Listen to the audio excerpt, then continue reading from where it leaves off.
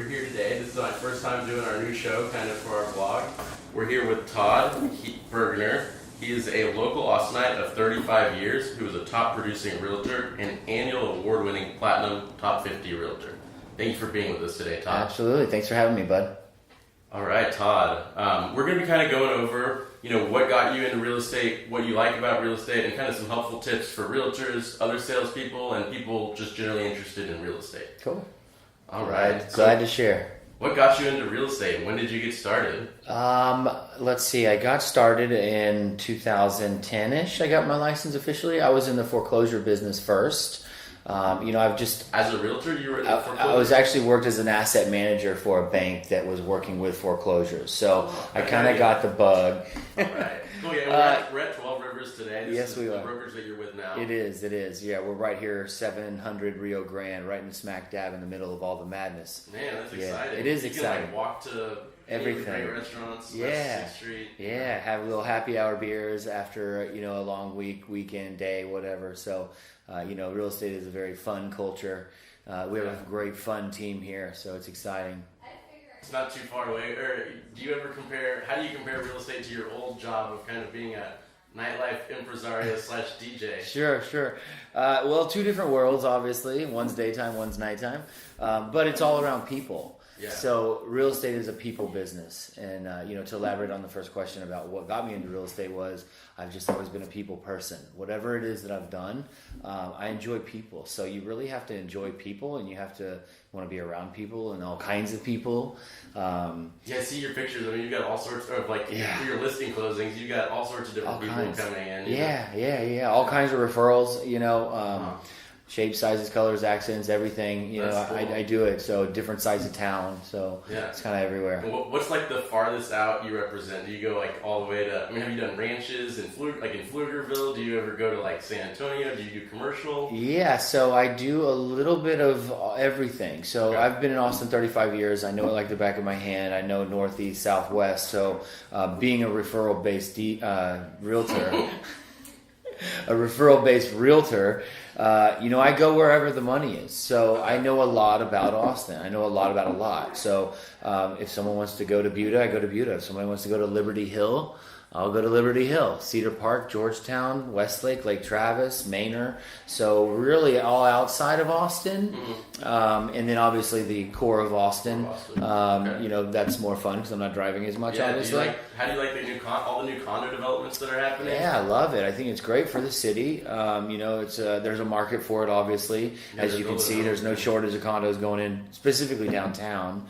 But now you're starting to see little, 50 to 200 door complexes, right outside of town, 20 minutes from downtown. Somebody that wants to get into a condo but can't pay the downtown prices, there's options for them now, and builders are starting to do that. So that's really cool. What would be like something like that? Like, would that be like kind of north, like near campus, or would that be kind of more south? Okay. Westgate area. Okay. There's a bunch of stuff going on. South Lamar, South Congress. Now, if we cross 290, you're getting into a whole nother realm of. They're really developing. Yeah, they're going crazy. 4-5. Yeah, they're going bonkers over there. So, north of 290, 7704, Barton Hills, all that stuff. That's probably, to me, one of the hottest neighborhoods in Austin. A lot of people want to be there. It's somewhat affordable.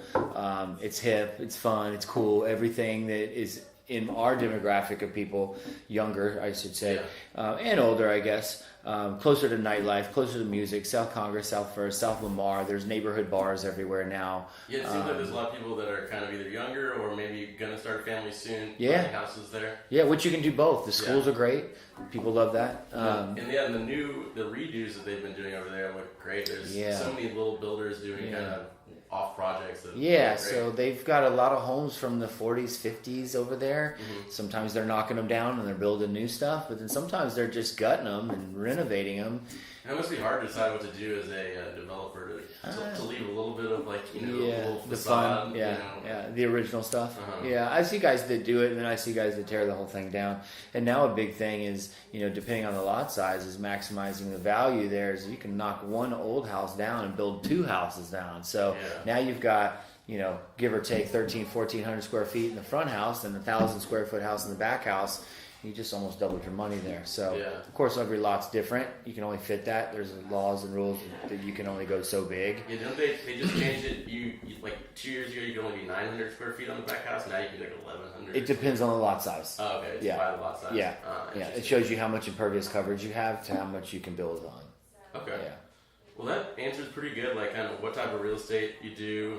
So you asked about commercial stuff. I do commercial stuff. I do, being in the bar business, I've done a lot of bar deals. Which is that a lease, or do you sell the Yeah, bar, leases. Mostly leases. That's cool. And, I've got people that are looking for hair salons, nail salons, restaurants, massage parlors, yoga studios, all kinds of stuff. I don't really market myself as a commercial realtor. Okay. Is the relationship kind of different between you and the clients on those? Is it... I mean, it's still in people, a way, it's just like, yeah. I mean, in a way, I think their needs are definitely different. I guess homes are so, like, I mean, it's... Not as an emotional versus- transaction. less emotional. It's like, does it have X, Y, Z? This is what we need. Check, check, check. Done. That'll work. Versus, the home buying process is a lot different. People are attached to their homes. They get attached to homes. They have different wants and needs and desires. And, it's much more of a personal connection with buying a home than it would be just renting a commercial space, if you will. How do you, I mean, you've been doing this for 7 years now, and it seems like you've had some great success. How do you differentiate yourself as a realtor, as a person? I'm funny. No, I'm just kidding.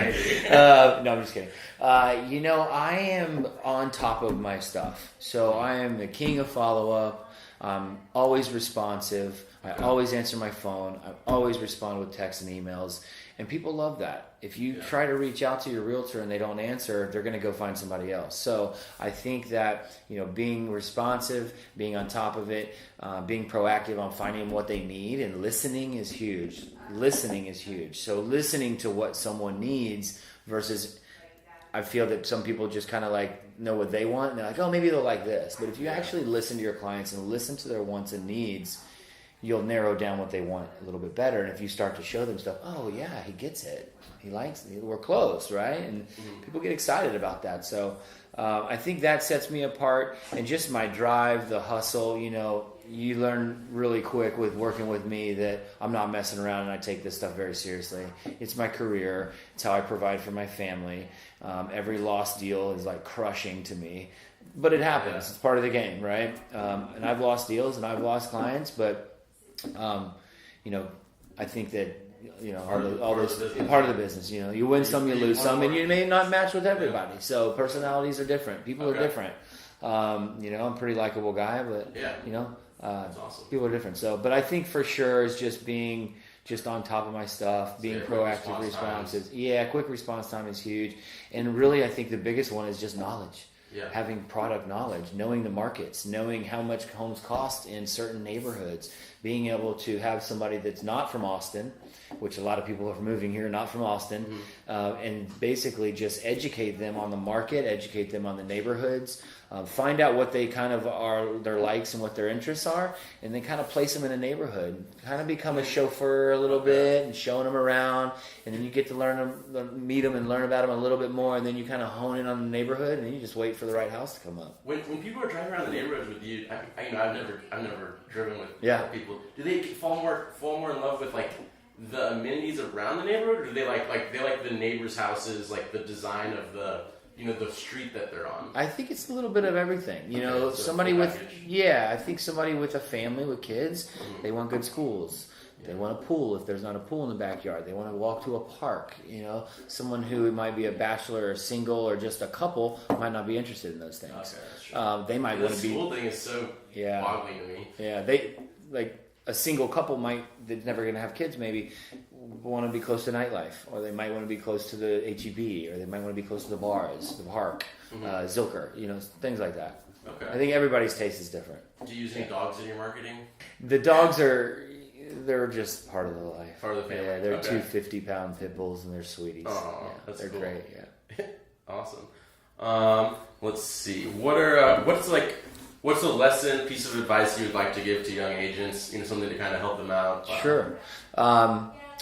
I think getting your database organized, working your sphere of influence. Those are going to be, find out who your best promoters are, who are going to be their referrals. And by database, do you mean like your list of leads, or like whenever you get a lead, managing the lead really well? Just people. in general, not necessarily leads, but people. Every person you meet, if you're at a bar talking, trade business cards, add them to your database. Maybe they're not looking to buy a house right this second. Maybe they will be down the road, or maybe they know somebody that will be down the road. So that's huge. And do you think like following up, you're using good email, like what do they call it? Like CRM system. Yeah, CRM and Yep. what do they call it? Like repetitive emailing. And And email campaigns. Email campaigns. Yep, I do all that. That's definitely part of the business. And you got to stay up on people. You got to follow up. Another thing to answer on that question is follow up is huge.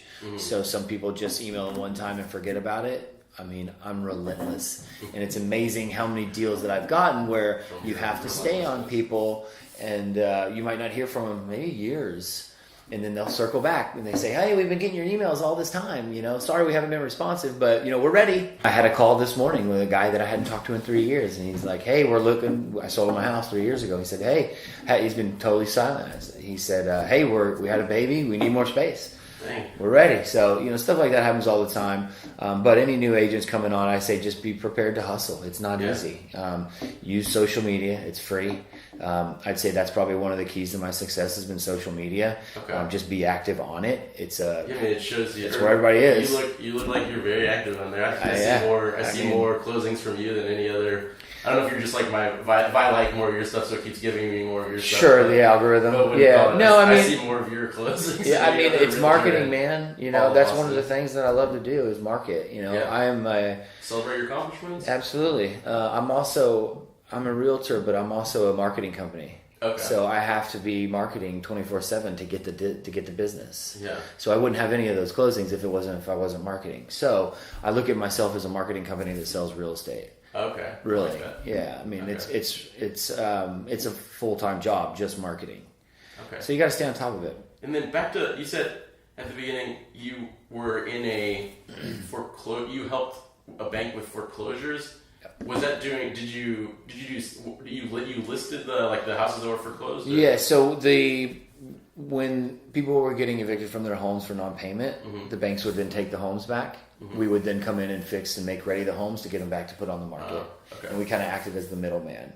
So I did a lot of different things within that business. You would fix or get the contract? I personally wouldn't, but I would find the contractors. Okay. Yeah, So like exactly, a GC kind of exactly. And we would have a list of vendors that we would work with.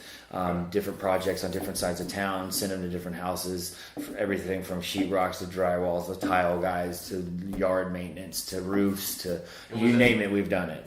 Did you know that would be like your stepping stone? Were you like, I want to get in here to learn about real estate? Well, I was actually looking to get my license as a realtor in 2009. But that's kind of when everything kind of shifted down, and I had some friends in the business that were like, "Whoa, hold on, maybe don't do that just yet." So I had found a lead with this job with this property management company, and took that and just kind of did that for 3 or 4 years. Got to know that business inside and out. I was working with a lot of realtors already. I didn't realize you did that for 3 or 4 years. Yeah. Okay. Dude, I had a day job the whole time I was doing music. Okay, Absolutely, cool. It was I guess Monday. Yeah. Not a lot of people did because they just saw me out. Yeah. But I was Monday through Friday, 8 to 5, and then Friday, Saturday, Sunday, music. Dang, It was busy. Yeah. I always had a day job. Music was a passion project. Yeah. That's awesome. It still is. So, I mean, you talked about your database. Is there any other tools that you kind of think? I mean, you mentioned social media. Any other like easy tools that are maybe free or cheap that realtors, salespeople, can help them to use to improve their? Sure. So I use a CRM called RealVolve. RealVolve. Okay. RealVolve. RealVolve. Okay. Is it One specifically word. for real estate? Yes, it is, and it was one of the reasons I like it. It's also very affordable. It's very cheap, so it's also very user friendly. Does it do automations? It does everything you need. Wow. Yeah, so you can set up email campaigns. It's really made to organize your database, create workflows. So if you go under contract, you'll have a 27-step process from contract to close. If I need to send out emails about certain things to title, set up inspections, photography for listings, reminders, fill out forms for this. Did you talk to the lender? Constant communication between the lender, title, clients, other agent. There's so much communication. There is, and I have I shouldn't say an assistant. I have an ops manager who is my wife, and I would definitely say that she is my best tool. because she manages that CRM and she manages all the behind the scenes stuff so that I can go out and sell real estate. She comes from a real estate background. Did she do sales? She was actually a mortgage lender for 10 years. Oh, wow. So she knows how to take a deal from contract to close already. She knows exactly where we are. We work great as a team. Perfect. She's super detail oriented. She's super organized. She's personable. She's all the things that I would want that person to be. And she's my wife, so she looks out for our business more than anybody that I would, more than anybody I would never know. And I found myself in this position to where I was constantly training people only to have them go and expand. So I was constantly trying to find the right person. But, life changed and the situation's changed, and we started our own team, Todd B Realty, under 12 Rivers Realty. So it's me and Kim right now.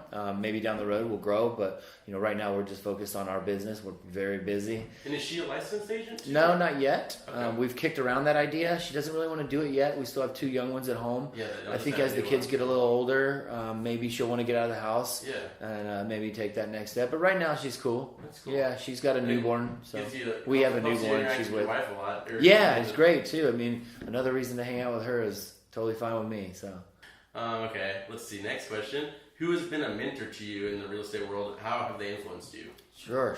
I have a lot of people that I really look up to. They probably don't even know it. Most of them are top producing realtors in Austin. Okay. There's a handful of them for sure. But definitely the brokers I have here at 12 Rivers, Kevin Bowen and Paul Smith, those guys are Encyclopedia Britannicas of real estate knowledge. So anytime I have any issues, without a question, they're there. They have the great answers, which is amazing if you need those tools. As a realtor. And again, knowledge is king. So I look up to those guys a bunch. They guide me in the right direction. And they're my bosses, we're a team, but they're definitely mentors. Another guy named Matt Shreves, who kind of pushed me to get in the business. He started a big Keller Williams branch in St. Louis. He's a best friend of mine. And he was really a big motivator to get me to this point. And he was really good for knowledge right out of the gates. He kind of was an understudy to Gary Keller for a long time from Keller Williams, so he was champion of the game. He was a big deal. I still bounce stuff off Matt. He's one of my best friends, so he's hands down one of my mentors as well. That's great. Yeah. Thank you for that. Mm-hmm. What keeps you excited about being an agent? How do you keep the momentum going? Well, the checks in the bank is always a good thing for sure. Got to make money, right? Yeah. But no, I just love people. I love that every day is different. I love that today I'm sitting here with you, and then I'm going to go to lunch with an old friend who's about to sell his house, and then I've got to go to North Austin for photos or something. I can't remember, it's on my calendar. And then I've got at 5 o'clock a new listing for a new client. So that was totally different than yesterday, and it's going to be totally different than tomorrow. So every day's different. It keeps me on my toes. Sometimes I don't even put pants on, and I just stay at home with my kids and work from absolutely. Just the hustle and bustle of the real estate business. It's a very go business, and it's very exciting. One thing. Highs and lows are very dramatic. One day you're on fire, and the next day you lose 5 deals. I mean, it happens, and I've learned over the years how to cope with that. But it's exciting. It's changed. It's Austin, so the real estate market is buzzing. I like architecture. I like cool homes. Yeah, I see the cool homes. Yeah, man, I geek out on that stuff. It's amazing the way that they're building homes these days. The one that you could have played soccer in the other day. Cool. It's ridiculous. But it's also motivation for me. Whenever I show stuff like that. Oh my God, I know. That's the ultimate goal, right? I'm always like, I gotta get more clients and take more pictures and really build this business to be the best. That's exactly. Every time I show homes like that, I'm like, I need to sell more houses. I'm showing houses that I would really love to live in. Okay, awesome. Last questions. Sure. What is your favorite area of town right now? What do you like to show? What do you think is hot? Me personally, I like Barton Hills, Zilker area. Okay, so that's like. I like the schools. Yep. Okay. I lived there for 10 years. Fell in love with the neighborhood. When I had a family, I kind of went outside for a little bit more space. We're in Southwest Austin now. Okay. So personally, I can see us maybe coming back there over time. It would be lovely. I love it. I love being able to walk across Barton Springs, go to the hiking bike trail, go to Zilker, your $5 Uber ride to downtown. I was spoiled when I had that. Yeah, I love that. And the schools are great if the kids want to, if we want to move back there. As far as poppin' and hot neighborhoods, the inner circle of, the West Lakes, Terrytown, Allendale, Crestview, those are all like the hot little areas right now. Austin proper is it's a great area to invest in real estate in Austin. It's close to everything. You know, once you get kind of into the suburbs, it slows down a little bit, but you know, price point lets up a little bit too, so you can get a lot more bang for your buck if you go to Cedar Park or if you go to Buda. Dripping Springs is now on the map, and those are kind of where these people from California that might be not knowing Austin that well, they're used to driving 2 hours in their car. Me or you drive to Cedar Park, you know. But for them, it's 40 minutes away. They're easy, and they can get a huge house for the price of they get 2 houses for the price of 1. So, you know, the Domain is huge. Anywhere near the Domain is very popular right now. It's only growing leaps and bounds. Okay. And, you know, the soccer stadium's about to be out there. So they did get that deal done? Or is it like... The vote is tomorrow, sir. So. All right. We shall see. I'm a huge, obviously, soccer fan.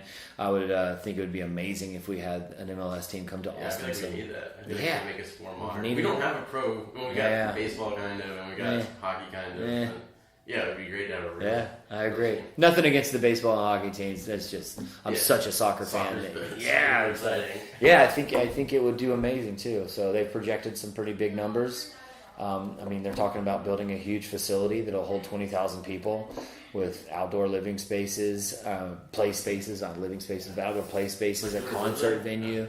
Okay. Yeah, park. What part of town is that going to be? It's going to be right around the corner from the Domain. It's called McCalla Place. Yeah. So like just really right there. Yeah. It's not bad. Yeah. So pre-game, post-game at the Domain, and head out. Like Cedar Park, and then what do you call it? Or the other 2 big event centers, like Dallas Stars played Cedar Park, and then F1's kind of outside town. Coda, we're getting another soccer team. Actually, they're building a 5,000 person stadium for. It's kind of like a farm league to the to the MLS. It's Universal Soccer League, United Soccer League, USL is what it's called. Okay. And so they're building a facility out at Coda, and they're coming regardless of what happens. That's already been done. It's happening. It's happening regardless of what's happening with the MLS team. I think they already got the name Austin Bold FC. I think is what it's called. Okay. Yeah, so that's pretty cool. We're getting some soccer in Austin. Well, thank you so much today, Todd, for sitting down with us. Absolutely. Really appreciate it. Hopefully everybody learned a lot. And, awesome. Appreciate your time. Absolutely. Thanks for having me, brother. You're welcome. Awesome.